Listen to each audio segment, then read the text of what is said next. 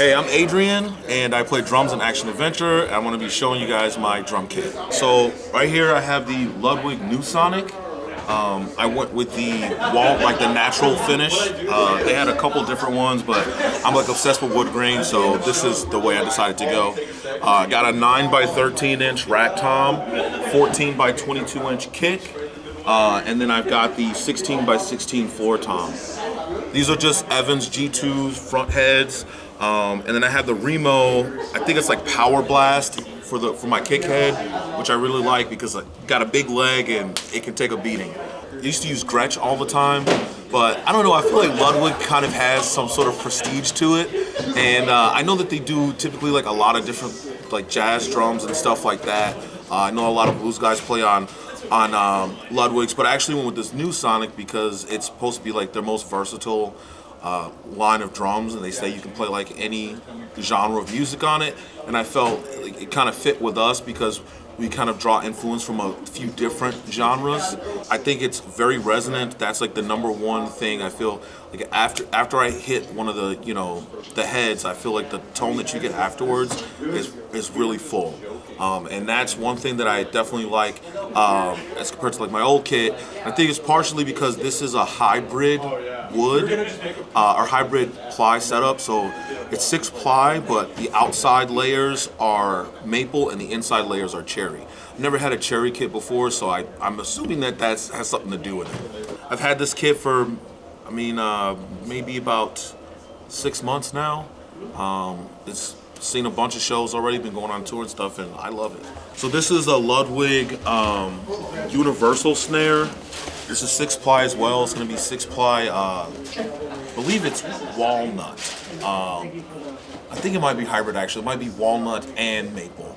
But yeah, it has a general like darker tone, like darker resonance, which I guess I kind of like counteract by, I play with my snare drum cranked. Like I want it to burst and shine through everything. Like I always say like I crank it like a gospel drummer might do. You know, because I do like all of our music is like 200 BPM or more, and I feel like when you crank it, it's easier to get out through faster drum rolls and everything. So the size of this is gonna be 6.5 by 14. Typically, I always like something that's over 6 inches. Maybe I feel like it also counteracts the way that I like crank it up so much. I know I probably could just go with like a piccolo snare or something like that. I might just crank, but I don't know. I like having the extra wood and stuff. I think it makes it sound better. Who knows? The head on this is a Controlled Sound X. It's just a thicker ply. Again, like I'm a big guy and I'm playing really fast music, so I just need something that's gonna stand up to my, I'm really coming down on it. So yeah, it's like it's just a thick ply. I feel like it's pretty clear sounding and everything. Nothing too crazy. So cymbals, always been a Zildjian guy. I think overall I wanted to go for a general like more of a drier sound on my cymbals, but for my hi-hat, actually, these are going to be 14-inch A-Custom Master Sounds. I hit the hi-hat pretty regularly, and I feel like, generally speaking, I prefer to have just a brighter, crispier sound that's more kind of fry-y, I guess, which is why I ended up going with these instead of, like K-Customs or whatever. I've been playing on Master Sounds the whole time I've been playing drums, or A-Custom, and I don't know, it's been like 20 years, and these are just the ones that feel like home to me. And I hit a lot of like double time, so I want to be. But yeah, that's it for my hi-hats. Over here on my left side, I've got this 17-inch K-Custom Dark Crash. Again, it's more of a drier sound, and I hit a lot of cymbals. And I hit a lot of cymbals all the time, so I like the fact that even though these do have like a kind of drier sound, it is a little bright, but they cut quicker. Don't just have like stuff resonating all the time, because like I said, it is pretty fast and there's a lot of stuff going on. So I kind of needed to just do its job and then be done. But I've had this one same amount of time, about 6 months or so, and always wanted to play K-Customs. Everybody that I like to play drums plays these or minus. This is the K Custom Sweet Crash. I was trying to kind of go in between either doing the dark crash or the sweet crash. I ended up going with the sweet crash because I feel like it has a bit of a brighter tone to it. It's still very smooth. It's not like jarring or anything as if you had like an A custom or something. But it has a bright tone, and this one does have a little bit more resonance. And the thing that really sold me on this one was the bell. This has like a ride bell inside of a crash, which I think is amazing. It's probably like the best thing about this, about all my cymbals maybe. Then from here, I have this holy, it's like a trash cymbal.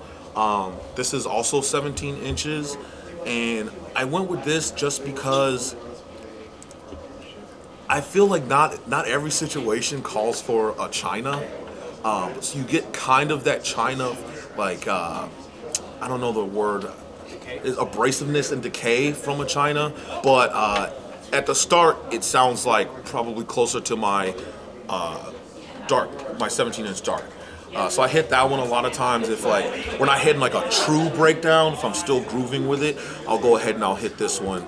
And I haven't ever really used a cymbal like this, but I will probably stick with one of these in my kit from here on out. I know I said that I was a Zildjian guy through and through, but nobody makes the holy china like Sabian. This is a big boy. This is a 19-inch. So when I hit this, motherfucker, you feel it. Okay, it has a lot. It has a lot of resonance, and it also is very bright. And I feel like that lends itself to a lot of the spaces when I'm actually hitting it in between, you know, when the guitars are actually playing out and strumming out. Yeah, I've been using these things forever. And then last but not least is the Zill bell. I never seen a Zill bell this big before, but I got this like 6 months ago, and it's like some Buddhist Gohanzon type stuff. Like this cracks over everything else, and it lasts for like, I don't know, 5 minutes when you hit it. You need to get one of these because I guarantee you every breakdown you play is gonna hit harder if you hit one of these first. Just like I've always been using Zildjian forever, I've always used Tama kick pedals. I used to use Iron Cobras all the time, but recently I switched to the Speed Cobras. The thing that's really nice about these is that overall they're lighter than Iron Cobras, especially the beaters, which I feel makes it a lot smoother and less clunky, especially when you're playing those higher tempos. Underneath the foot plates, there's actually springs. There's springs right underneath these, so you don't have to like dig. You can't really dig all the way in. You still get power from it, but it helps your rebound.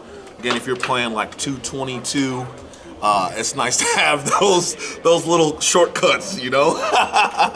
But yeah, that's my whole kit. Again, I'm Adrian from Action Adventure. You can find us on any social media, Instagram, Facebook, Twitter. I was gonna say MySpace, but that doesn't exist anymore. And then as far as our music goes, on any of those social media platforms I just listed, you can find our link tree, which is gonna lead to Spotify, Bandcamp, iTunes, Amazon, all that stuff. But yeah, check us out.